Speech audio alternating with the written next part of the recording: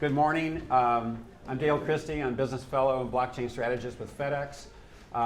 And I'm a proud member of GBBC. And thank you all for coming today.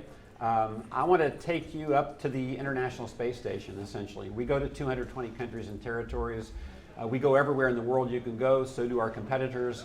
And while each of these conversations are unique and interesting at the individual company level, by taking you up here, I want to show you what it looks like from our point of view. This is the central nervous system, basically, of the world, of global commerce. And so at this level, you know, my brain kind of connects dots, but at this level, it's all going to have to come together. Yes, we can solve for something in DC, we can solve for something in some industry or some component of that, but at some point, from our point of view, when we've looked at these types of use cases, it needs to be both strategic and scalable. And so, as I say here, commerce is global, trust is local. And we're going to keep coming back to the word trust a lot in this presentation because basically our entire systems have been built on essentially the lack of trust. We've been trying to over-plan for things that we didn't have the ability to do digitally like we do at this point in time. So yes, that's what the current world looks like at that point. Here's what the current world looks like from a document point of view. Literally every time, you know, the early days of somebody moving a tapestry across a river with a canoe created this proxy of trust, created somebody who's acted as a middleman between supply and demand. And as we continued to grow in the world, we've continued to just get that bigger and bigger. Now we're at a couple of dozen documents to move something around the world. And essentially every time somebody hands it off to somebody else, we have to stop and go, well, I know Sandra said she is who she is, but hang on, let me just double check. And then I hand it over and hand it over and hand it over, and that continues literally around the world. And so we talked yesterday on the panel about what's the biggest challenge, and the word I used was fragmentation. These systems are so fragmented, they were never designed several thousand years ago to do what we're doing now. And now we are constrained, global commerce is constrained by all of these handoffs and all the fragmented kind of trust issues that we have.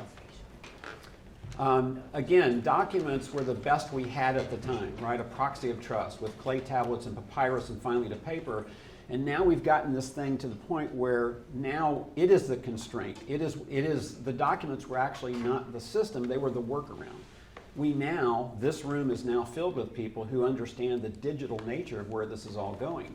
And so again, we believe the future of global supply chains is digital. We believe that that is a paperless future from that point of view. Trusted data will drive that. I am who I say I am becomes very powerful in terms of movement from that point of view. We think it needs an open foundational layer. It has to work for everyone. This is not a FedEx or UPS or DHL or big entity commercial. It has to be a commons approach. It has to work literally for a lone entrepreneur, and that includes everything from harmonized, interoperable, and open standards. Open has got to be critical to this because some people can't afford to pay for the standards at this point in time, and we think that essentially needs to be a utility. It needs to be open for everyone from that point of view. And so, but again, the documents were the workaround. In this case, we actually think that the future of global supply chains, you know, trusted data is that future. That's really what we're talking about here. When I am who I say I am, and now, you know, person A is shipping to person B across a border. All that data can be managed accordingly. You know, that's a trusted shipper, that's a trusted receiver. The product is known and identified and moved back and forth on some recurring basis. We know those customers, US Customs knows those customers, others, EU or others know those customers as well. Let's identify something that we can now clear at the speed of data, and no longer at the speed of, okay, well, let's hang on to it until it gets to a physical border, let's double check all the documents, let's do all those kinds of things. So while the future of global supply chains is digital, the trusted data is actually the supply chain in the future. It's trusted data that we're really talking about here. Now, again, with multiple thousands of data points about every shipment, literally in the world at this point, you know, 20 million, 18 or 20 million or something a day for us, and then you can multiply that out at global commerce level.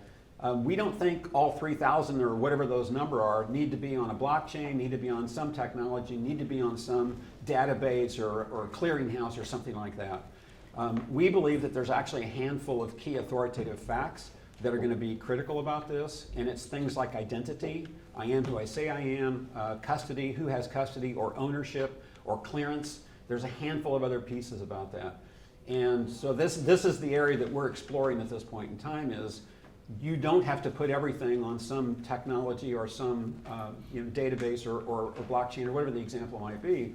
But if we can identify those things and we can say that person A, the trusted shipper, asserted that this was, they are who they say they are, they've got the provenance, the pedigree, the origins of the product, and as it moves, if it has not changed, then let's create some kind of a notarization process, right? It has been notarized. Has it changed since person A handed it? No, it hasn't. Keep it moving. Don't keep rechecking everything all the way around the world for millions and hundreds of millions and trillions of shipments from that point of view. And so, again, those items, I've got it narrowed down here to a half a dozen or so from that point of view. We don't think it's a ton. We think it's literally a handful. And so we're in the process of starting to explore that. We've talked about creating a cross-industry working group to explore these things on a pro-competitive, pro-consumer basis. We would certainly want, U.S. Customs and World Customs and the other standards entities and others ultimately to align on this. Basically what we have is we've got a dozen and a half or so standards entities that have grown up over 150 or so years, and they're all excellent at what they've done. They've done the best they can possibly do to get us to this point. And yet most of them are industry focused. So you've got maritime, you've got customs, you've got air, you've got all those kinds of things. But I'm hoping that by bringing everybody up to that International Space Station view and say, look, this is what commerce really looks like. This is the central nervous system of the globe right now. How can we create a bridge from those standards entities to this level and not try to knock on every door all the way around the world to try to convince them of the inherent goodness of this? At this point, once we can bring it up to here, let's connect these dots and then let's boil these down to a handful of items that, in particular that actually work for that. And again, first step, again, start small, start focused, could be a specific transaction or a specific type of transaction. Again, how can we prove trust? Trusted data, we believe, is the future of global supply chains. And then little by little, you can take it from there and broaden slightly. Again, at that point, we are technology agnostic. Somebody can notarize that. We are members of the Hedera Council. That could be an example of that. But there are many other examples as well that could also notarize something. And again, if I've been given it to me by a trusted shipper, and it has not changed, then let's assert that, let's prove that, let's keep it moving. If something has changed, we slow it down, we do things differently and go from there. The internet reached a point with TCP/IP that created essentially a common language. We think that's the moment right now for global commerce. We think that this is the kind of thing that for several thousand years in the rearview mirror has been paper and more paper and more paper and global and moving in all these modes and everything else. And but we really think that moving forward, the windshield is essentially digital, and we think this common language that TCP/IP provided for the internet is actually a great analogy for the future of global supply chains. Again, we think it has to be open, has to be interoperable, secure, decentralized, scalable. These are all things that are important to us at the global reach that we have. We talk about things like blockchain, and we talk about current decisions. This slide is kind of a AI agents will act and blockchain will enforce kind of a thing. But again, trusted data, once we can get to trusted data, we can do all kinds of things. AI agents will do all kinds of amazing things and already are from that point of view. But ultimately, you probably don't want them making certain decisions. You want that human in the loop. You want, essentially, as we move forward, something programmable that says if, then, and now it anchors to those decisions. But this all plays into the same global commerce discussion as well. We can now use multiple types of technology to include blockchain, and to include AI agents. And again, once we digitize, once we get to open, interoperable, harmonized standards, and we get to digital, we get everything. We get AI agents, we get blockchain, we get digital identity, we get all the technologies that we haven't invented yet from that point of view. That's part of the importance of this moment in time, to include the need for that TCIP moment. Again, open digital foundations, I'm not going to go, there's a lot on this slide, but essentially trust by design, interoperable by nature, inclusive. Again, this has to work on a commons basis. This has to work for everyone. Large, small, medium, I don't care where you are in the world, I don't care what that is.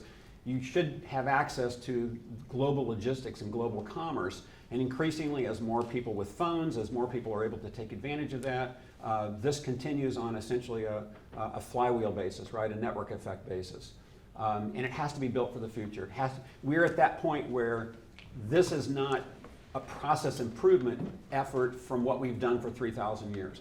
It has brought us to where we are at this point in time. It is excellent. It is what we know today. And yet, those in this room and those listening to this understand that there's a very different future out there. And we have our fingers on the pulse of that, we collectively. And this is what we see, what that looks like. We have to future-proof this. Again, it matters. Why? Because we want more trust, less friction. We want more resilient global commerce. Resilient global commerce is less fragmentation. It deals with political conflicts. It deals with all kinds of other conflicts that we have, pandemics and everything else. And by doing that, we're reducing that fragmentation, which creates more resilience in this process. Thank you.